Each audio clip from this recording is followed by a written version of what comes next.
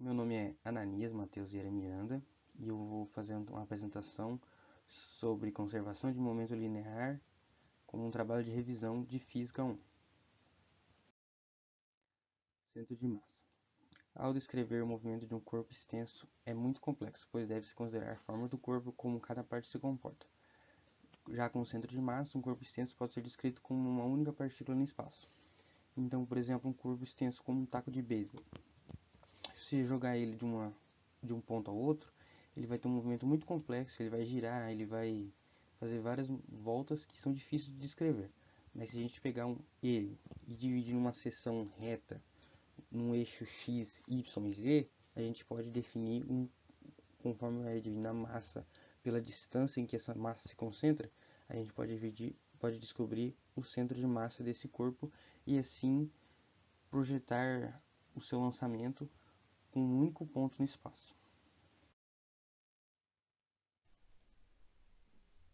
Aí esse aqui é um brinquedo que ele é muito engraçadinho porque ele fica balançando, mas é muito interessante o centro de massa desse objeto, porque mesmo ele sendo muito longo, o centro de massa dele se concentra apenas nos pezinhos do boneco. Então ele não vai cair e vai balançar muito. Isso é muito interessante. Então tem uma questão aí. Define o centro de massa de um objeto cuja representação simplificada tem três partículas, estando a partícula J 5 metros à direita do ponto X, tomado como referência, pesando 10 kg, e a partícula H sobre o X e pesa 2 kg. A partícula L, que está a 4 metros à esquerda de X e pesa 4 kg, onde se encontra o centro de massa de cada sistema. Então, um tempinho aí para vocês pausar o vídeo, quiser resolver. Agora vamos seguir com a resolução. Primeiro a gente vai usar essa fórmula aqui do centro de massa, que vai ser massa vezes a posição, massa 1 vezes a posição 1, massa n vezes a posição n. Então a gente vai replicar, certo? Então a gente tem aqui as informações da massa 1, da posição 1, da massa 2, da posição 2 e assim por diante. O mzão é o somatório das massas. Então vamos somar aqui, ó, 10 mais 2 mais 4, 16. Então a massa total é 16. Então aqui seguindo a fórmula, substituímos os valores.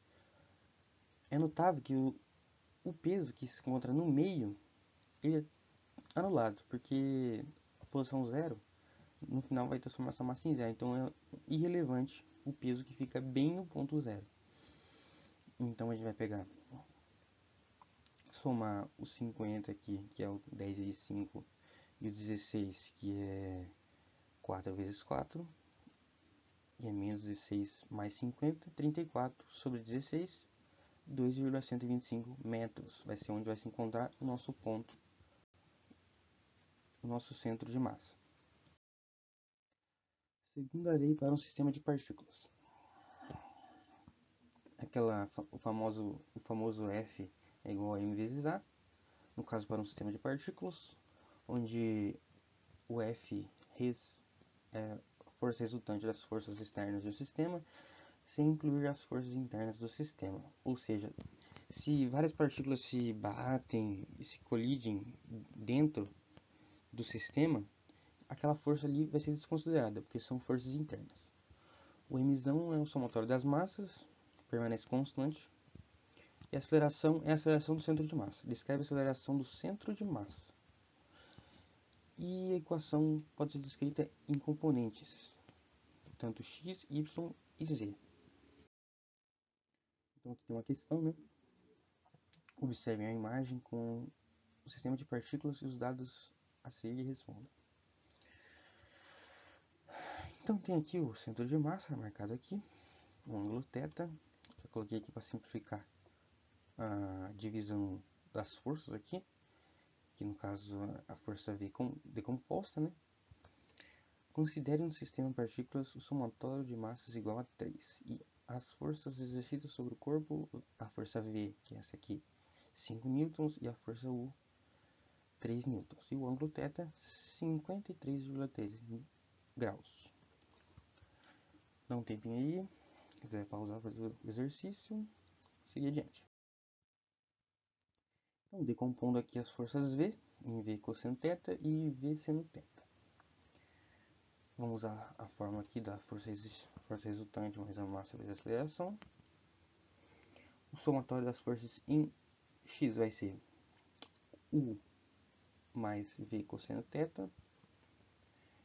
E nas forças em y será U mais V seno θ. Então a gente vai somar as duas forças e vamos fazer um módulo. E depois dessa força resultante, que vai ser o módulo das forças em x e em y, vamos dividir por 3, que é a massa total do centro de massa. Então, fazendo os cálculos, a força em x vai ser menos 3, o que o U está apontando para a esquerda, e o V também está apontando para a esquerda, o V cosseno θ também está para a esquerda, menos 6. E chapéu. E as forças em y vai ser 5 vezes o seno de 53, que vai dar 4J chapéu na direção y positiva. Aí a gente soma, faz um módulo, que no caso é põe uma raiz, deixa o quadrado e põe numa raiz, e isso vai nos dar 7,2 newtons. Então a aceleração vai ser 7,2 newtons dividido por 3 kg, que vai dar 2,4 metros por segundo quadrados. O momento linear de uma partícula é uma grandeza vetorial definida por P igual a mv.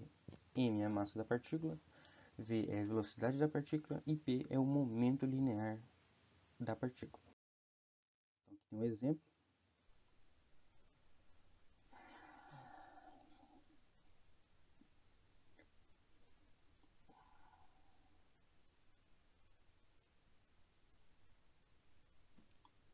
Podemos ver que a velocidade, como são corpos de massas iguais, dois deles vão com uma velocidade x e boa parte deles vão com essa velocidade ou menos. Por quê? Porque essa velocidade foi dividida em 3 corpos de massa iguais. Você pode ver que as bolitas vão em 3 para o outro lado e ficam 2 do lado. Então essa velocidade não vai alcançar a mesma velocidade das bolinhas iniciais. Então aqui o exercício.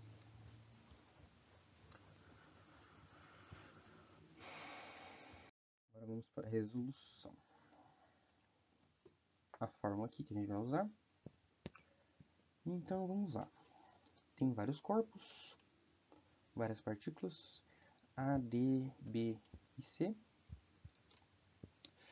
Como Pn é a massa n vezes a velocidade n, nós vamos simplesmente multiplicar as massas das partículas pela sua velocidade, que foi dada no começo do exercício. Então vamos lá. A partícula A pesa 6, a partícula B 22, a partícula C 5 e a partícula D 8. E tem as respectivas velocidades. A menos 10, a B 10, a C 30 e a D 10.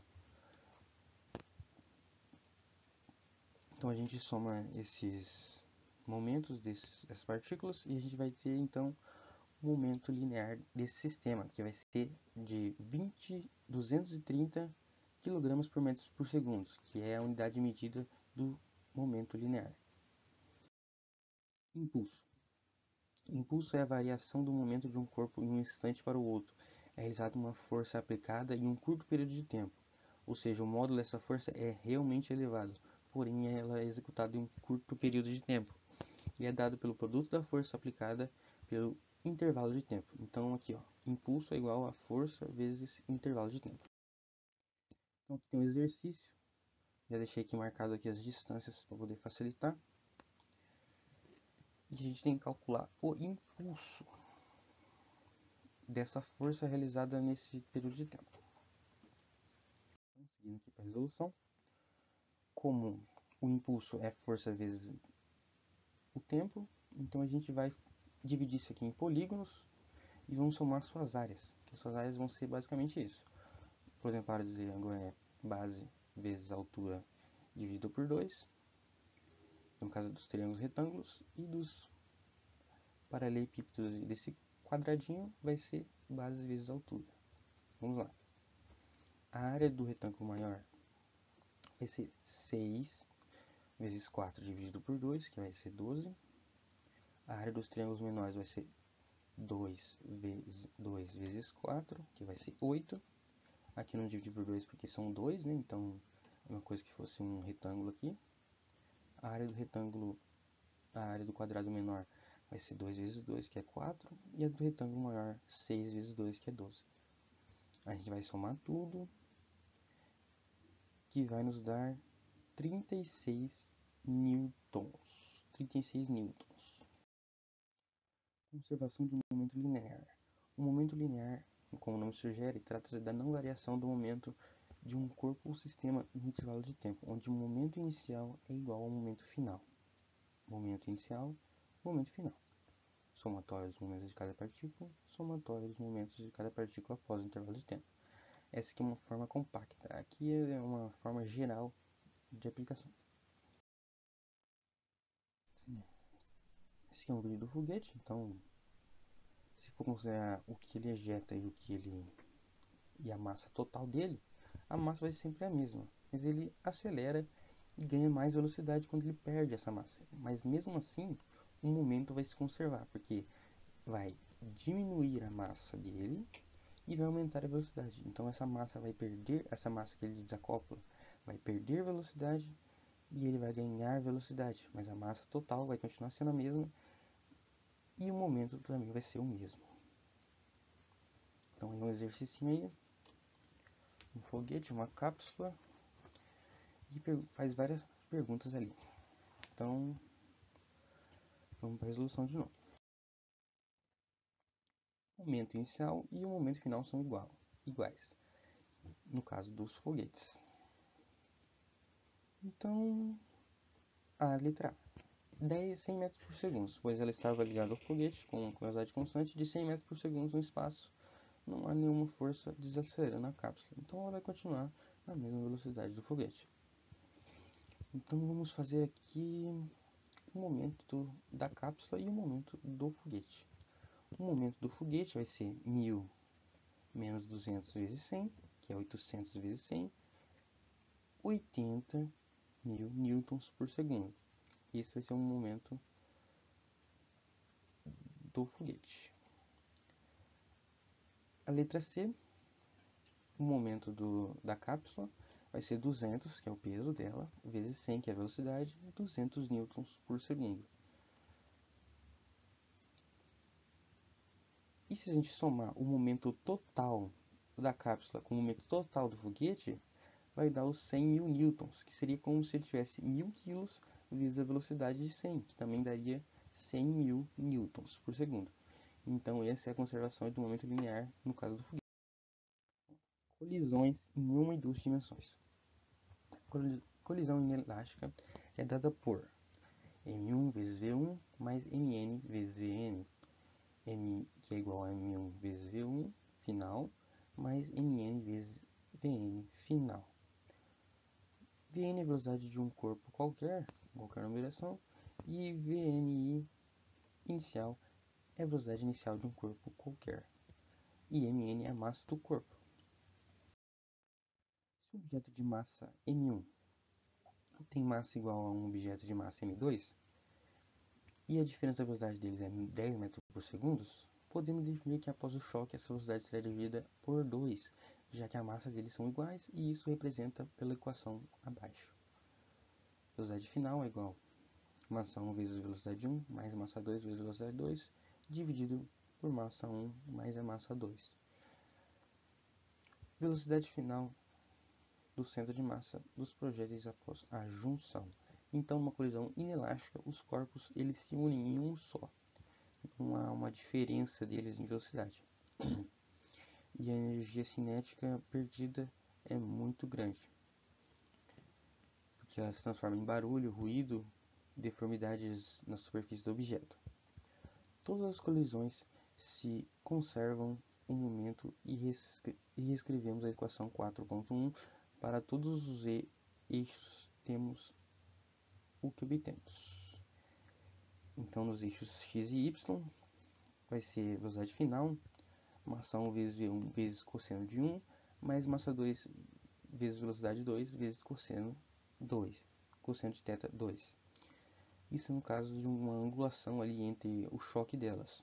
Assim podemos definir a trajetória e a velocidade dos dois corpos. Vamos lá. Analise os dois corpos que se aproximam prestes a se chocarem. Qual a velocidade dos corpos após a colisão?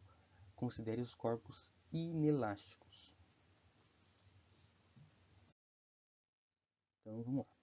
Vamos usar a fórmula aqui inicial, né, para corpos inelásticos.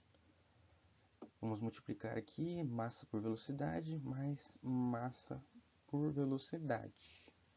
Lembrando que o M2 tem uma velocidade de 5 negativo. Então a gente vai somar 180 menos 100 dividido por 32, que é o somatório das massas, que vai dar 2,5 metros por segundo. Então, deu 2,5 metros por segundo. Em que direção ele vai ir? Para a direita, porque tem um resultado positivo. Então ele vai seguir 2,5 metros por segundo para a direita. Outra questão aí, agora com uma angulação aqui, considere essa angulação de 45 graus, certo? Então, a resolução. Vamos usar essa forma aqui, que é para corpos elásticos, com uma angulação aqui, que eles vão bater e vão dividir sua velocidade. Vamos lá.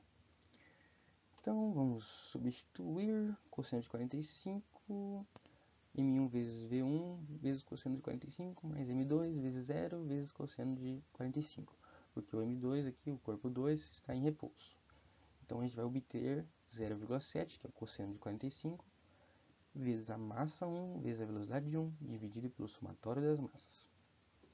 Então, substituindo aqui os valores, vamos ter 75 vezes 0,7 dividido por 10, que é o somatório das massas que pesam 5. Então, vai dar um valor de 5,25 metros por segundo.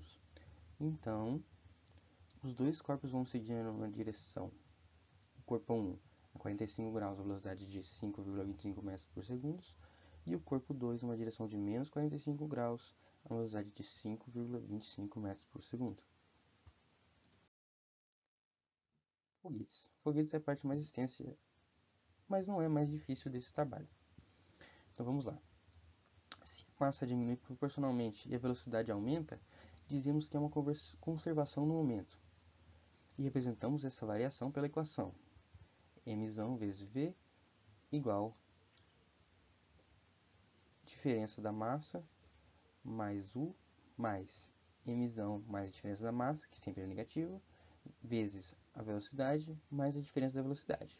Então, m é a massa do sistema, v é a velocidade do sistema, dm é a variação da massa, sempre negativa, e dv é a variação da velocidade. U é a velocidade do que foi ejetado, segue o combustível do tanque, o tanque vazio. E é dado por U igual a V mais dV menos VRL, que é a velocidade relativa do ponto de referência.